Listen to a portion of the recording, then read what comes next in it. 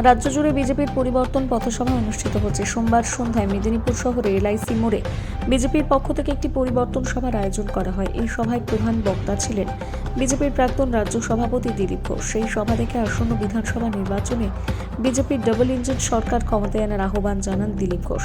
পরিবর্তন সভায় বক্তব্য রাখেন প্রাক্তন রাজ্য সভাপতি দিলীপ ঘোষ।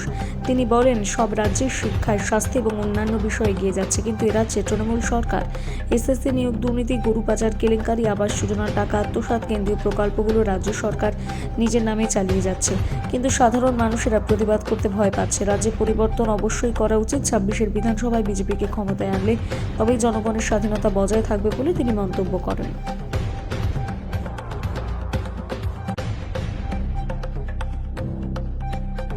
আজ বিদ্যাসাগর মোড়েতে আমরা পথসভার আয়োজন করেছি। গত 15 দিন ধরে সারা পশ্চিমবঙ্গ জুড়ে রোজ 200, 250, 300 পথসভা আমরা করছি। সারা পশ্চিমবঙ্গের 4000-এর বেশি পথসভা হয়ে গেছে। আজকে এখানে একত্রিত হয়েছি আমরা মেদিনীপুরের মানুষের সামনে।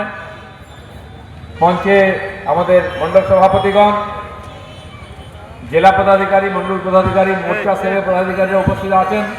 ক্ষমতার বাইরে থেকেছে, সবাই ক্ষমতায় থেকেছে, সরকার চালিয়েছে, কি করেছে পশ্চিমবাংলার জন্য সেটা আজকে সবার সামনে স্পষ্ট হয়ে গেছে।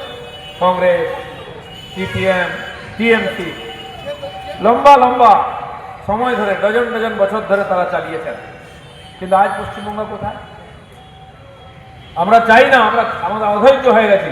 আমরা ক্ষমতায় আসতে চাই, বাংলার পরিবর্তন চাই, তাই পরিবর্তন সংকল্প সভা করছি। আমরা চাই না আবার দেশ ভাগ হোক, যে লক্ষ লক্ষ হিন্দু পরিবার শরণার্থী হয়ে মাথায় উদ্বাস্তুর টিকিট লাগিয়ে সারা ভারতবর্ষে ছড়িয়ে পড়েছে। পশ্চিমবাংলার গ্রামে গঞ্জে, শহরে, পুকুরের ধারে, রেললাইনের ধারে বসে আছে, তাদের কষ্ট দূর করতে চাই। তাদেরকে যারা তাড়িয়ে দিয়েছে ওপাশ থেকে, তারা আবার এখানে ঢুকে পড়েছে ভোটার হয়ে গিয়ে এখানকার অ্যাসেম্বলি, পার্লামেন্ট, পঞ্চায়েত, মিউনিসিপ্যালিটিতে প্রতিনিধি নির্বাচন করছে।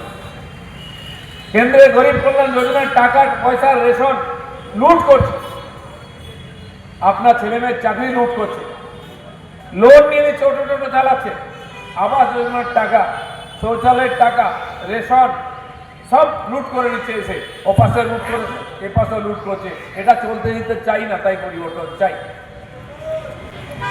বারবার এখানে চাকরির পরীক্ষা হবে, চাকরি দিতে গিয়ে টাকা না হবে, দুর্নীতি হবে, শিক্ষিত ছেলে মেয়েদের ভবিষ্যৎ নিয়ে ছিনিমিনি খেলা হবে। এটা আমরা চাই না, তাই পরিবর্তন চাই। বাড়ি থেকে বেরোলে মেয়েরা, মায়েরা, বউরা বাড়ি ফিরবে না, তাদের মান সম্মান, জীবনের সুরক্ষা থাকবে না। বছর বছর এইভাবে আমরা বাঁচতে চাই না, তাই পরিবর্তন চাই। তাই পরিবর্তন সভা আমরা এখানে করেছি। কেন্দ্রের পাঠানো সমস্ত গরিব কল্যাণ যোজনা লুট হয়ে যাবে, গরিব মানুষের ভবিষ্যৎ অন্ধকার হয়ে যাবে। আপনার ছেলে মেয়েরা চাকরি বাকরি, পড়াশোনার জন্য বাংলার বাইরে চলে যাবে, আর ওপার বাংলার থেকে লোকেরা এসে আপনার চাকরি বাকরি, আপনার সুবিধা নিয়ে নেবে। এটা আমরা চলতে দিতে চাই না, তাই পরিবর্তন। আমাদের মুখ্যমন্ত্রী পাড়ায় বলেন এগিয়ে বাংলা। আমি জানি না কিসে এগিয়ে বাংলা। দেশের অর্থনীতি এগিয়ে যাচ্ছে, আমরা পিছিয়ে যাচ্ছি। আর টিএমসি সেটাকে টেনে 10-এর নিচে নামিয়ে নিচ্ছে, 8, 9, 10-এ চলে এসছে জিডিপির আমাদের টোটাল পার্সেন্টেজ পশ্চিমবাংলার যোগদান। কোথায় এগিয়ে বাংলা? তাই যেই সাফাই অভিযান শুরু হয়েছে, ওখানে কালীঘাটে মরাকান্না শুরু হয়ে গেছে। দিদিমণি প্রথম বলেছে এসআইআর করতে দেবো না, কেউ ফর্ম ফিল আপ করবে না, আর নিজের ফর্মটা নিয়ে টেবিলে রেখে দিচ্ছেন, তাড়াতাড়ি জমা করে দিয়েছে। আরেকজন মমতাবালা ঠাকুর আছেন, তিনি গুরুমা, তিনি ওপার বাংলায়, তার পূর্বপুরুষরা ওখানে ওপার বাংলার লোকদের ভুল বুঝিয়েছে, আপনার বাংলাদেশ ছেড়ে যাবেন না, আমরা থাকবো বলে নিজেরা পালিয়ে এসছেন এখানে, গরিব মতুয়াদের ছেড়ে দিয়ে। এখানে এসে আবার ভুল বুঝাচ্ছেন, ফর্ম ফিল আপ করবেন না, সিএ করবেন না, এসআইআর করবেন না, আর নিজের মেয়ে আর নিজে আগে ফর্ম ফিল আপ করে দিয়ে দিন। শুধু তাই নয়, সিএ ফর্ম ফিল আপ করার জন্য আপনি যে হিন্দু তার একটা প্রমাণপত্র লাগে।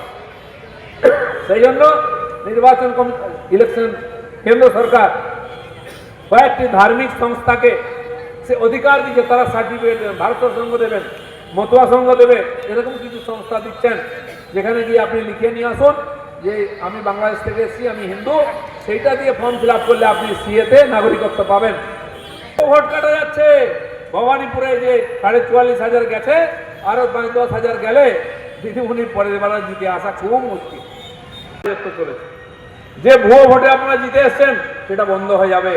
বিহার আপনাদের দেখিয়েছে, ঘুটে পড়ে গোবর হাসে, ঘুটে বলে তোরা একদিন আসে, সেইটা আসছে এপ্রিল মে মাসে টিএমসির জন্য। নবান্ন দখল করে পশ্চিমবাংলার পরিবর্তন করতে চাই, সোনার বাংলা তৈরি করতে চাই। নরেন্দ্র মোদী বারবার বলে আসছেন একবার সুযোগ দিন, ডবল ইঞ্জিন সরকার দিন, দেখিয়ে দেবো নূতন বাংলা সোনার বাংলা কেমন হয়।